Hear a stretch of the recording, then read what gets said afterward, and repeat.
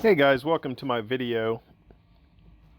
So in the first step, you are going to use your phone or tablet or laptop to edit the brightness and the contrast of the picture that you've received.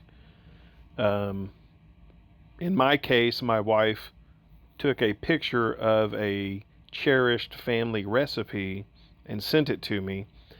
And on my Samsung phone, you can edit the properties of the picture, and I just changed the brightness to where the text stood out and the contrast. Those are the two things I changed, and then I saved it as a JPEG. And then we're going to open Inkscape.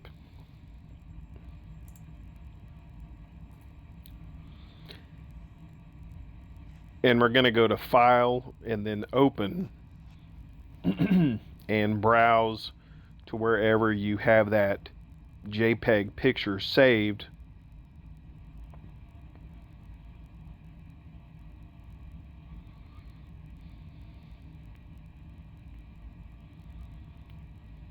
So here we have the recipe.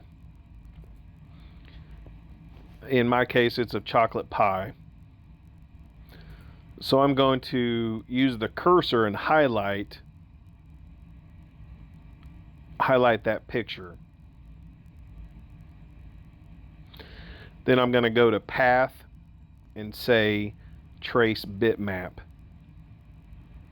And then a new screen shows up, and I like to change the threshold. On mine, I changed it to 0.780, and then you click on Update Preview and Apply. And now the picture on the left changes.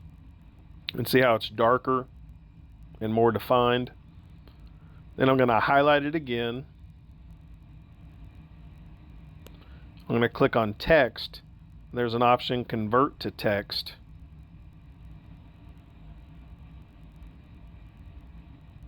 Now you should be able to drag the text to the right by left clicking on it. And then I'm going to highlight or select the original picture and delete it.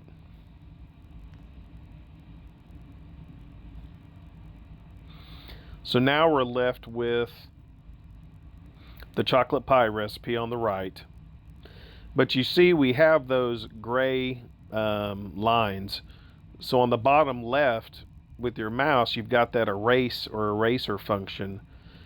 You'll see me using it to try to erase those gray spots, because those will show up and want to print on the laser or try to etch.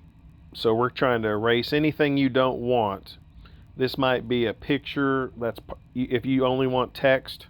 All I'm focused on is the text only.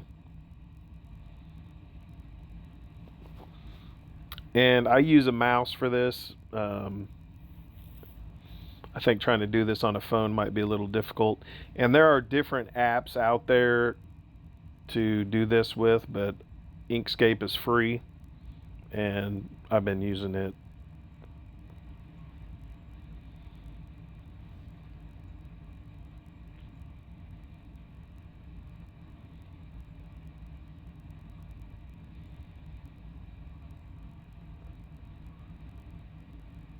Here I'm just trying to get rid of all the little dots.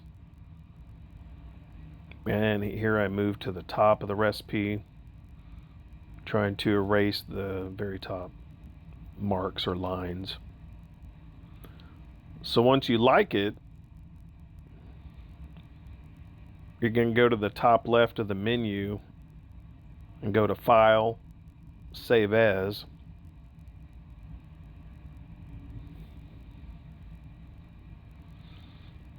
And save it as an SVG file. In my video capture, when I click on File and Object and Path, some of those didn't come through on the video. That's why I wanted to mention those in the audio. So now we've got that saved. We're going to open the Xtool Creative Space, XCS. Once it loads up, you're going to go to click on image,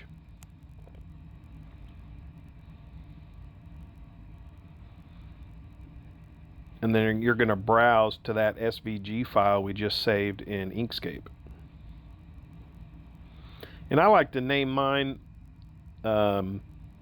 recipe SVG, recipe XCS, so you know what format. So now it loaded, but the size is really large, so I'm changing the size in inches at the top right of XCS. And mine, I'm putting it at, I believe, 10 inches.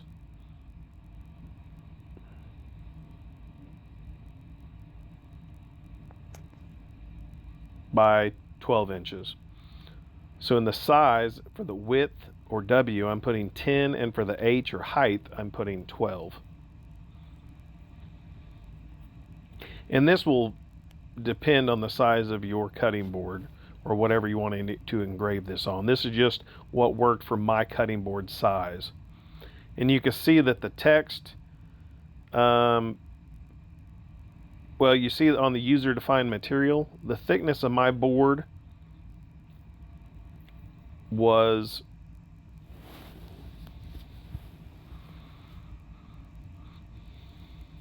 0.315, and I did use triangular prisms. Then you change to Engrave, and you see that the text is filled in. You have to highlight